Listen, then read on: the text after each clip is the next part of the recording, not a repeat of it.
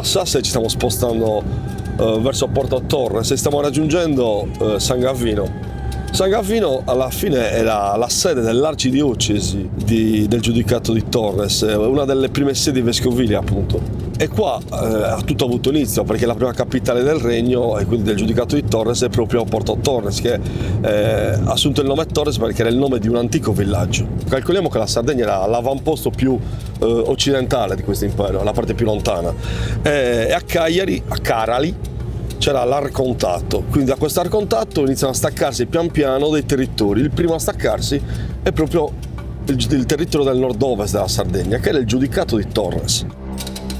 Tra quello che è la fine degli anni 1000 e l'inizio del nuovo millennio si vanno a costituire 4 stati, quindi Torres, Gallura, Arborea e Carali. Successivamente ci sono state altre capitali, quindi le sedi dei giudici si sono spostate ad Ardara e infine proprio a Sassari. Qua stiamo parlando ovviamente di 3 secoli di storia, dall'XI al XIII secolo, in cui in pieno medioevo i reali si spostavano, anche come facciamo noi, no?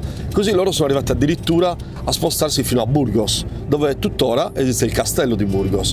In questo castello la leggenda, la realtà, anche la storia che si intrecciano, raccontano che Adelasia, la giudicessa più importante donna del giudicato, sia morta in mezzo al dolore dopo che era stata abbandonata da Enzo di Svevia. Chi era Enzo di Svevia? Era il figlio di Federico II, chiamato da tutta Europa Stupor Mundi, che significa lo stupore del mondo, eclatante, era qualcosa di straordinario per il Medioevo. Tant'è vero che Enzo abbandonò Adelasia per raggiungere il padre e continuare le guerre intestine che imperversavano, e lì perse a Bologna la propria vita. Ma quando è nata Porto Torres? Porto Torres è nata, dobbiamo andare molto indietro nel tempo, perché il primo nome è un nome latino. Infatti i primi insediamenti romani che si attestano raccontano il primo toponimo, che è Turris Libisonis. È il primo nome proprio che questo centro aveva acquisito. In sardo il nome viene appunto cambiato in Turres e poi con le conquiste spagnole e aragonesi si arriva all'attuale Torres. Ah, Torres, proprio come della squadra? Eh sì, proprio come la squadra, perché la squadra ha il nome della prima capitale, perché Torres era la prima capitale del giudicato appunto di Torres. Come vedi, Michael, siamo a San Gavino. San Gavino di Porto Torres è non solo la prima capitale del giudicato, ma è anche è stata la sede arcivescovile del giudicato di Torres. Qua ci sono le reliquie di 3 martiri. Come si chiamavano i 3 martiri? I 3 martiri sono Gavino, Proto e Januario, la cui leggenda racconta che dopo essere stati uccisi, stiamo parlando di tantissimo tempo fa, quindi stiamo parlando del 300, le loro spoglie sono state conservate nella chiesa che abbiamo incontrato nel nostro percorso, che si chiama Balai Vicino. Perché Gianluca le reliquie di 3 martiri sono conservate qui? Le reliquie sono conservate qui, e questa è una bellissima domanda, perché sempre la leggenda racconta che proprio un giudice che all'epoca era ammalato di lebbra aveva sognato proprio Gavino, San Gavino.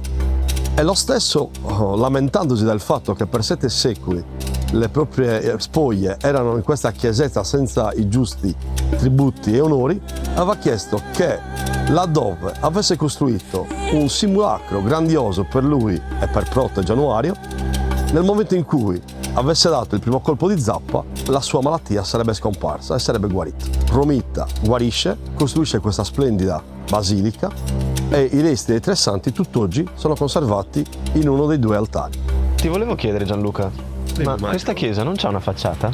Questa chiesa non ha una facciata, ma è l'unico esempio in Italia di arte romanica in cui abbiamo 2 absidi contrapposti, per cui per entrare in questa chiesa dobbiamo utilizzare le porte laterali. Ecco, vedi Michael, qua siamo nella famosissima spiaggia di Balai di Porto Torres. Ah, quindi la chiesetta che c'è lì nello sfondo è la chiesa di Balai Vicino? Sì, lei è la chiesa che ha ospitato per tanti secoli, secondo la leggenda, le reliquie dei 3 santi Gavino, Proto e Januario, prima di essere riportati nella basilica di San Gavino. Oggi abbiamo visitato Porto Torres, la prima capitale del giudicato, con Michael.